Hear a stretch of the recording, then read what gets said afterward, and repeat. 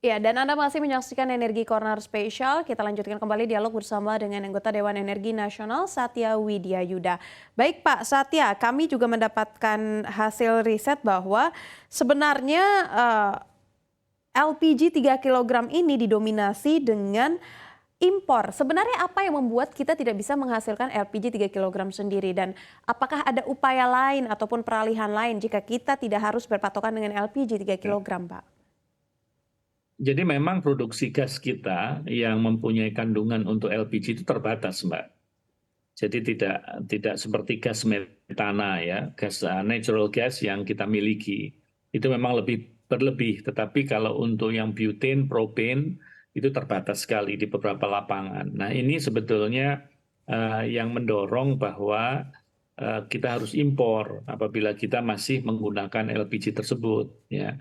Maka dari itu pemerintah dan Dewan Energi Nasional juga mendorong karena kita melakukan beberapa kunjungan kerja ke tempat-tempat penyalur LPG dan kita menengarahi bahwasanya ini bisa tidak terbendung ya jumlah daripada subsidi apabila pola distribusi terbuka masih menggunakan pola distribusi terbuka dan belum distribusi tertutup seperti yang kita harapkan.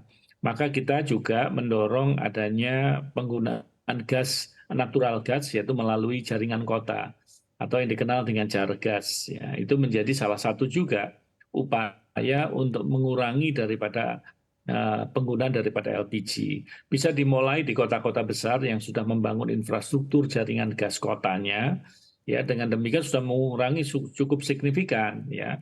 Bahkan beberapa waktu juga dipikirkan untuk kelas menengah ke atas, misalkan walaupun mereka tidak pengguna LPG 3 kilogram, tetapi di dalam rangka mengurangi daripada LPG tersebut ya yang beredar di masyarakat bisa juga dia mengkonversi menjadi kompor-kompor listrik ya.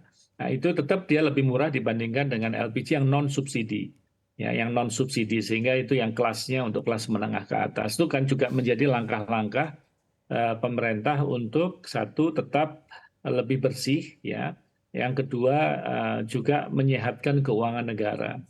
Jadi sebetulnya ada beberapa strategi yang akan ditempuh oleh pemerintah dan sudah berjalan sebetulnya. Kalau kita berbicara city gas atau jaringan gas kota sudah berjalan. Namun demikian perlu dimasifkan ya, terutama nanti akan merambah kepada Indonesia bagian timur ya, daerah-daerah yang mungkin sulit terjangkau. Nah, untuk itu ya, kita sudah mulai dulu di Jawa ya, khususnya di kota-kota besar yang ada di Jawa.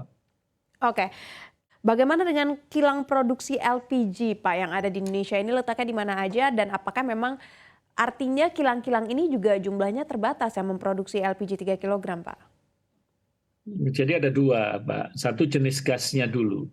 Kalau jenis gasnya kan diproduksi di hulu, ya, di lapangan-lapangan gas seperti Pertamina Hulu yang ada di ONWJ, jadi apa di offshore Northwest Java atau di Pertamina Hulu Jawa itu juga ada kandungan LPG-nya, ya, jadi kandungan gasnya. Baru nanti itu dikilangkan untuk dijadikan atau kita liquefy menjadi menjadi produk yang bisa ditransportasikan dalam bentuk LPG.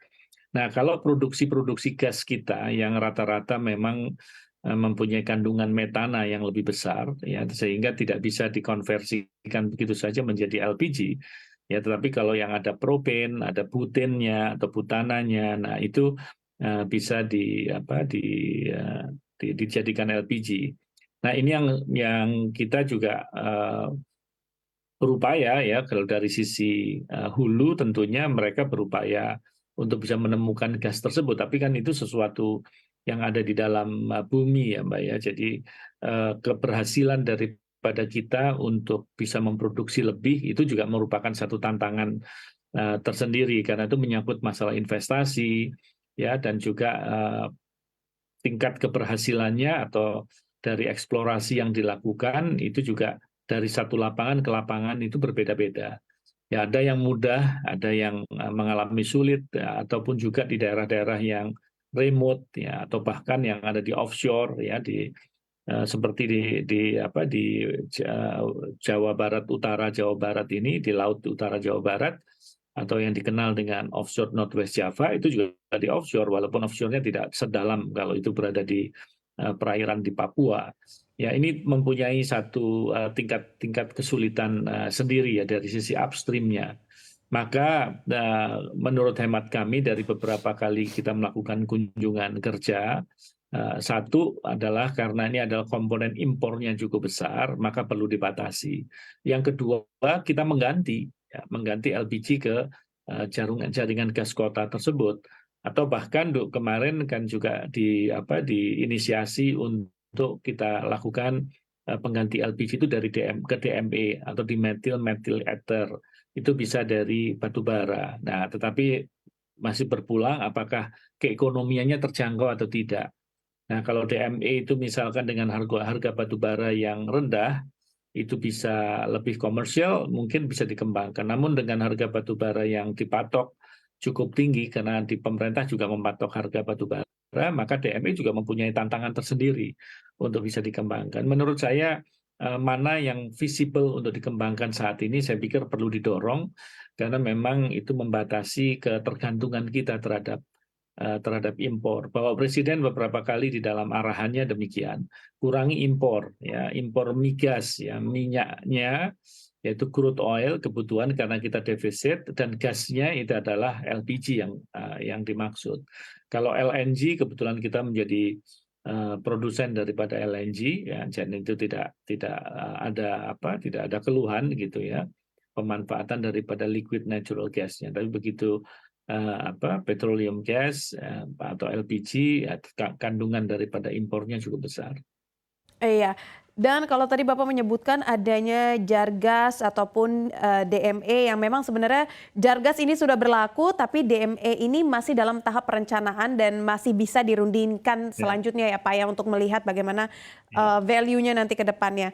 Sekarang saya ingin mengetahui juga Pak, Keekonomiannya. ya keekonomiannya. Kami ingin tahu juga Pak, jadi siapa-siapa saja yang berhak untuk mendapatkan LPG 3 kilogram? Ya, itu makanya perlu ada satu data tadi, Pak. Jadi ada P3ET dan DTKS. Kalau di listrik itu dulu dari TNP2K, itu kan mengklasifikasikan kalangan yang memang layak disubsidi. Jadi kalau kita ngelihat DTKS, itu kan otomatis sudah terkelompok ya, masyarakat-masyarakat yang berhak menerima bantuan, ya, bantuan yang selama ini dikelola oleh Kementerian Sosial. Nah, untuk LPG juga demikian. Saya sebetulnya bisa menggunakan data yang sama, disinkronisasi supaya tidak overlap ya, sehingga esensi daripada subsidi itu menjadi yang betul-betul tepat, dan nanti teridentifikasi siapa yang berhak menggunakannya gitu. Baik Pak, satu pertanyaan terakhir. Jadi apakah tahun depan ini menjadi tahun yang tepat untuk bisa menerapkan subsidi LPG 3 kilogram secara targeted ataupun tertutup Pak? Mengingat tahun depan adalah tahun politik. Ya, kalau menurut saya kan perlu sosialisasi, Mbak. Jadi kalau kita tidak perlu menunggu tahun 2024, dan di tahun 2022 itu sudah sebetulnya sudah dilakukan sosialisasi. Ya, sudah mulai per region ya, dan juga sampai kepada sosialisasi ke penyalur, ke subpenyalur, dan juga ke masyarakat. Saya pikir langkah itu sudah lumayan cukup panjang dijalankan oleh pemerintah.